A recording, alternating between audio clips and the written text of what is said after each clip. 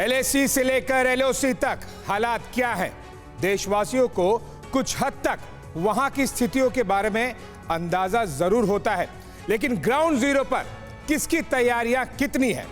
भारत की ओर से, चीन पाकिस्तान की ओर से, निश्चित तौर पर पूरा देश सरहद की सटीक जानकारी हमेशा चाहता है। तो सीमा की सुरक्षा और जंगी तैयारियों के बारे में सबसे बेहतर कौन बता सकता है? None other than air chief marshal V R. Chaudhari, Indian air force के चीफ, जिन्होंने एक्सक्लूसिव बातचीत की है टीवी9 भारतवर्ष से, और ये उनका पहला डिटेल्ड टीवी इंटरव्यू है। आपको बता दें कि वायुसेना प्रमुख के पहले डिटेल्ड टीवी इंटरव्यू पे अब क्या कुछ हम आपको बताने वाले हैं। सबसे पहले एलएसी पर भारत की तैयारी और तैनाती कितनी दमदार है। दूसरी बात, चीन के मुकाबले में भारत सरहद पर कितनी मजबूती से खड़ा है। एक और बात, सरहद पर पाकिस्तान चीन की जुगलबंदी यानी कि टू फ्रंट वॉर सिनेरियो के लिए भारत के कितनी तैयारी है, और भारत के लिए यह कितनी बड़ी चुनौती होगी अगर पाकिस्तान और चीनी एयरफोर्स एक साथ में आए भारतीय वायुसेना के सामने। एक और महत्वपूर्ण बात, राफेल से एयरफोर्स की ताकत कितनी बढ़ी है और ड्रोन हमारे सैन्य बलों के लिए कितना जरूरी है। साथ ही अग्निपथ स्कीम क्यों देश के लिए गेम चेंजर साबित होने जा रहा है। और आपको बता दें कि एयरफोर्स चीफ के इंटरव्यू के बाद हम जाने माने डिफेंस एक्सपर्ट्स और सुरक्षा और सैन्य तैयारियों से जुड़े हुए लोगों से एक्सपर्ट्स पैनल के साथ में हर पहलू को गहराई से समझने की कोशिश भी करेंगे। तो पहले मैंने कुछ समय पहले Indian air force chief air chief marshal V R. Chaudhari से इंटरव्यू किया। यह उनका पहला डिटेल टीवी इंटरव्यू है, उसका कुछ हिस्सा देखिए। भारतीय वायुसेना हमेशा से ही अपने काम को लेकर लगातार सुर्खियों में रहती है, चाहे वो बालाकोट एयर स्ट्राइक हो, राफेल हो, तेजस हो, या फिर दुनिया के सबसे बड़े डिफेंस डील्स में से एक 114 फाइटर जेट की डील की बात हो। ऐसे में जाहिर सी बात है कि सभी देशवासियों के मन में काफ़ी ज़्यादा प्रश्न भी उठते हैं कि भारतीय वायुसेना क्या, कुछ, कब और कहाँ कैसे कर रही है। और इन्हीं सारे प्रश्नों को उत्तर देने के लिए, चाहे वो राफेल हो या तेजस हो, पाकिस्तान हो या फिर चीन हो, हमारे साथ में जुड़ रहे हैं भारतीय वायुसेना के chief air chief marshal V R. Chaudhari. Air chief, बहुत बहुत शुक्रिया, आपने समय दिया और हमसे बातचीत की। और आपके चीफ बनने के बाद में आई मस्ट मेंशन, ये आपका पहला डिटेल्ड टीवी इंटरव्यू है। इससे पहले हमने अग्निपथ वगैरह मुद्दे पर बातचीत की थी, आपने समय दिया, बहुत बहुत शुक्रिया उसके लिए। धन्यवाद मेरे को इस पैनल पे बुलाने के लिए। एयर चीफ, मैं सबसे पहले उस मुद्दे से शुरू करना चाहता हूं जो पिछले महीने एक ब्रीफ इंटरव्यू में हमने जिस पर चर्चा की थी, अग्निपथ को लेकर। अग्निपथ के जो आंकड़े अब आए हैं लाखों में हैं, और वो साफ साफ आपने जो उस समय कहा था महीने भर पहले सारे देशवासियों के सामने, इन आंकड़ों से साफ हो गया है कि लोगों की रुचि, युवाओं की रुचि अब अग्निपथ में काफ़ी ज़्यादा है। आपका ऑब्जर्वेशन, क्योंकि उस समय पे राजनीति भी खेली गई थी, कई ज़्यादा प्रोटेस्ट भी हुए थे, हिंसा भी हुई थी, लेकिन जब आंकड़े सामने आए हैं तो ये आप कैसे प्रोग्रेस होते हुए देख रहे हैं? आपको जानकारी होगी कि हमारा स्कीम पिछले महीने शुरू हुआ था। अग्निपथ का रजिस्ट्रेशन जब शुरू हुआ था, हमने भी इसका अनुमान नहीं किया था कि कितने एप्लीकेंट्स आएंगे, पर 10 दिन के अंदर जब हमारा स्कीम खुला था, 10 दिन में हमें 7.5 लाख के ऊपर एप्लीकेशंस मिले हैं फॉर 3000 वैकेंसीज़। तो इससे आप अनुमान लगा सकते हैं कि भारत के युवा अभी भी काफ़ी उत्सुक हैं एयरफोर्स ज्वाइन करने के लिए। और मैं समझता हूँ कि ये जो बिल्कुल ट्रांसफॉर्मेटिव स्कीम है ह्यूमन रिसोर्स मैनेजमेंट में, ये काफ़ी बदलाव लागी है हमारे पूरी भारतीय वायुसेना के the way we work, the way we going to function, सब में बदलाव लाएगी। जो रिपोर्ट्स आई थी कि पिछले महीने कुछ वो हमारे पोस्ट के पास में आए चीनी वायुसेना, ये कितना आम है या फिर ये एक्स्ट्रा ऑर्डिनरी मूवमेंट या फिर डिटेक्शन आप देखते हैं? और दूसरा इसी का सब क्वेश्चन कि क्या हमारा रिएक्शन उसके बाद बढ़ा है या फिर हमने पहले से ही हमेशा से बढ़ा के रखा था, ज़रूरत नहीं पड़ी बढ़ाने की? आपको ये जानकारी होगी कि 2020 जून के बाद जब गलवान इंसिडेंट हुआ था, तब से ईस्टर्न लद्दाख के ऑपोजिट सेक्टर में, चीनी सेक्टर में, उन्होंने काफ़ी इंफ्रास्ट्रक्चर डेवलपमेंट किया हुआ है। नए हेली बेसिस बनाए हुए हैं, नए रनवेज ऐड किए हुए हैं, नए हार्डन्ड एयरक्राफ्ट शेल्टर्स बनाए हैं उन्होंने, और उनकी टोटल जो ट्रूप डिप्लॉयमेंट और एक एयरबोर्न एसेट्स, एयरक्राफ्ट एसेट्स हैं जी, वो पिछले 2 साल में काफ़ी बढ़ी है वहाँ पे। ओके, और उसका मुकाबला करने के लिए हमने भी अपने डिप्लॉयमेंट्स डिसाइड करके पिछले 1-1.5-2 साल से हम काफ़ी बदलाव लाए हमारे डिप्लॉयमेंट पैटर्न में। और मैं इतना ही कहना चाहूँगा कि जो भी उनके एयरफोर्स की तरफ से जो भी हरकतें हो रही हैं उसका हम पूरा मुकाबला करने के लिए तैयार हैं। सर ये इस बात से मैं ये एक फॉलोअप आपसे समझना चाहूँगा, और मोर ऑफ दर्शकों के अंदर ये हमेशा क्यूरियोसिटी रहती है, हमसे भी पूछते हैं लोग, और हम भी उसका प्रश्न ढूंढने की कोशिश करते हैं। भारतीय वायुसेना और चीनी वायुसेना के अगर आप हम नंबर्स में बात करें तो वो थोड़े ज़्यादा सुपीरियर दिखाई देते हैं कैपेबिलिटी वाइज, लेकिन मैं चाहता हूं कि एज एन एयर चीफ अगर आप देशवासियों को समझा सकें कि क्या हम उनके आसपास में हैं, नज़दीक हैं, दूर हैं, और there is a huge difference in the potential. जब दो फोर्सेस का कंपैरिजन करते हैं तो मेरे ख्याल से सिर्फ नंबर्स को कंपेयर करना गलत होगा।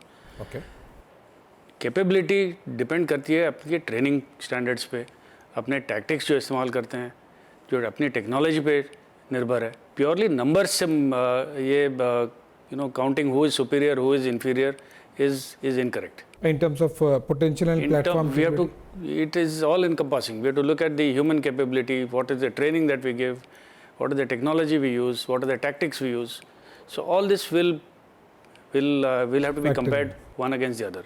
ओके, अगर हम I'm sure आपने वो किया होगा, और चाहे वो ऑपरेशंस की तैयारी हो या फिर रिटेलिएशन की as and when, if and when required वाली बात हो, तो हम क्या उनके आसपास में है या कुछ कमी है?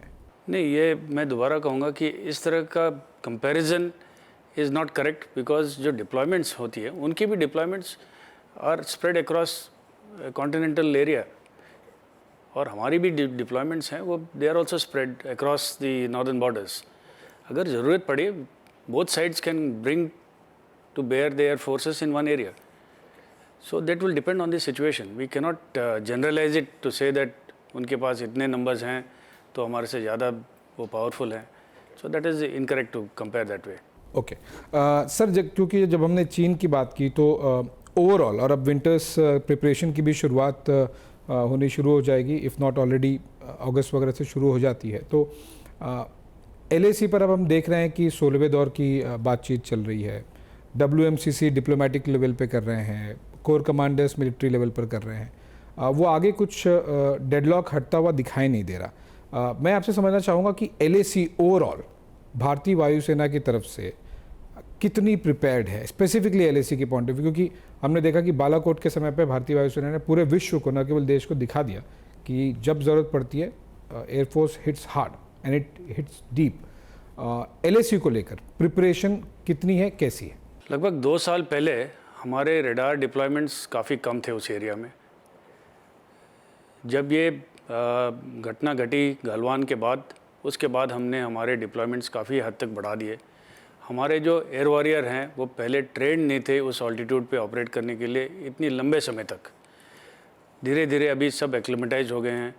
हमारा रोटेशन प्लान बनता है कि हर 3 या 6 महीने में हम रोटेट करते हैं हमारे मैन पावर को, और इक्विपमेंट को भी रोटेट करते हैं। तो अभी इतना कहना काफ़ी है कि हम पूरी LAC में डिप्लॉयड हैं, हमारे रेडार्स डिप्लॉयड हैं, ऑब्जर्वेशन पोस्ट डिप्लॉयड हैं, और काफ़ी सारा इक्विपमेंट हमारा इस समय डिप्लॉयड है। क्योंकि चीन की बात की तो मैं एक ज़रूर आपसे ये समझना चाहूँगा कि हमेशा से ही चीन और Pakistan coming together for a 2 front war scenario, ये प्रश्न हमेशा से ही पिछले एटलीस्ट कुछ सालों में और ज़्यादा इंटेंसिफाई हुआ है। अब हमें उसके ऑन ग्राउंड साइंस दिखने मिलते हैं कि चाहे वो चीनी फोर्सेस का ज़्यादा कोलैबोरेशन हो पाकिस्तानी फोर्सेस के साथ, वो किस तरह से हो रहा है? आई एम श्योर आप उसको काफ़ी स्ट्रांगली ऑब्जर्व कर रहे होंगे। क्या वो एक्चुअल में ऑन ग्राउंड, चाहे वो पाकिस्तानी एयरफोर्स बेसिस हो या फिर चाइनीज़ एसेट्स डिप्लॉयमेंट्स हो, वो किस हद तक उनके बीच में कोलिशन आपको एयर डोमेन में दिखाई देता है? मुख्य तौर पे जो हमें नज़र आता है transfer of equipment and some technology. आपको पता है जैसे JF-17 जहाज़ है या J-10 है, या उनका जो एवैक्स इक्विवेलेंट है ZDK-3, ये सारा इक्विपमेंट उनको पाकिस्तान को चाइना से मिला हुआ है और उनकी ट्रेनिंग भी जॉइंट ट्रेनिंग भी होती रहती है। वी आर ऑब्जर्विंग किस हद तक उनकी ट्रेनिंग होती है और हमें इतना पता चला है कि दोनों तरफ से they are sharing a lot of technology between the two countries, particularly the air force. Okay, ये आप केवल प्लेटफॉर्म्स पॉइंट ऑफ व्यू बोल रहे हैं या फिर बेसिस भी क्रॉस यूटिलाइजेशन देखने मिलता है? नहीं, बेसिस का हमें अभी तक कुछ देखने को नहीं मिला है, primarily technology and equipment. Rafale को 36 को लेकर हो गया कि अब वो उसके डिलीवरी को लेकर क्या स्टेटस है, और साथ ही यूटिलाइजेशन, आई अंडरस्टैंड कि operational point of view obviously वो पब्लिक डोमेन में नहीं डिस्कस किया जाएगा, लेकिन रफेल के यूटिलाइजेशन, डिप्लॉयमेंट और फाइनल रफेल डिलीवरी को लेकर क्या स्टेटस है? आपको तो जानकारी होगी कि जो रफाल का डील था 36 एयरक्राफ्ट का था, उसमें से 35 एयरक्राफ्ट हमारे पास आ चुके थे। जो एक आखिरी जहाज़ जो D&D ट्रायल्स के लिए वहाँ पे था, ओके, उसको दोबारा रेट्रो मॉडिफाई करके अभी कुछ ही दिनों में वापस आएगा हमारे देश में।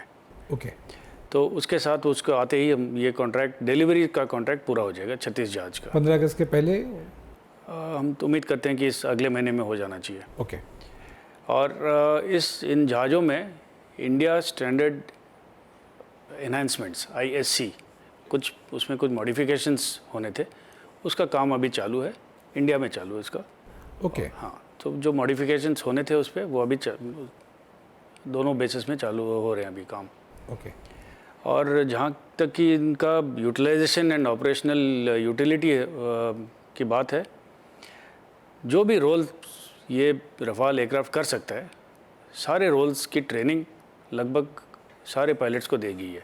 तो मैं ये पूरी कॉन्फिडेंस के साथ कह सकता हूँ कि जो भी रोल के लिए ये एयरक्राफ्ट डिज़ाइन किया गया है, उस रोल पे हम इसको पूरी तरह इस्तेमाल कर सकेंगे। सर, इंडिया स्पेसिफिक एनहांसमेंट्स के अलावा जो सेकंड मोस्ट हाईलाइटिंग पॉइंट था रफेल डील का, वो था the weapon package it is coming with, so वो क्या अब वो भी जैसे हम 36 फाइनल रफेल कुछ हफ्तों में अगले महीने तक हम देखें आ जाएगा, क्या ये वेपन पैकेज, चाहे वो मिटियोर हो, माइका हो, स्कैल्प हो, ये सब क्या ऑलरेडी हमारे पास आ गए हैं या फिर वो भी इंस्टॉलमेंट में ही चल रहा है? काफ़ी कुछ आ चुके हैं ऑलरेडी, मेरे ख्याल से कुछ छोटे मोटे आइटम बचे हुए हैं, वो भी एज़ पर दी कॉन्ट्रैक्ट वो बिल्कुल उसी टाइमलाइन से फॉलो हो रहा है और एज़ पर द कॉन्ट्रैक्ट वो डिलीवरीज ख़त्म हो जाएंगी इस साल के अंदर। ओके, सर, रफेल को हमने देखा है कि उसके आने के बाद में हमारी जो बोल्डनेस है, हमारी जो कैपेबिलिटी है, उसमें काफ़ी इजाफा हुआ है। पर अगर हम जो चाइनीज़ एसेट्स की बात करें, उनमें भी काफ़ी तेज़ी से इजाफा हुआ है और वो केवल एयर डोमेन में नहीं है, वो लैंड डोमेन में भी दिखाई देता है, चाहे वो एयरक्राफ्ट कैरियर्स की बात कर लीजिए, मैरीटाइम डोमेन में भी दिखाई देता है। Chinese rapidly growing assets in terms of the aerial assets, both offensive and defensive, ये आप किस तरह से देख रहे हैं? कितना बड़ा ये थ्रेट है या फिर एनीथिंग दैट यू फील कि it's completely making it like disproportionate भारतीय वायुसेना के मुकाबले? See, the numbers of their air force definitely are growing. We are aware of it, and to counter that, हमारे भी long term plans हैं, हमारे भी numbers बढ़ाने के लिए and more higher technology aircraft बढ़ाने के लिए। तो हमारा जो future plans हैं M का और ये 114 fighter aircraft, ये सारे 4.5 5th generation above के होंगे। So that is the best way to counter the larger numbers is through better technology. Okay,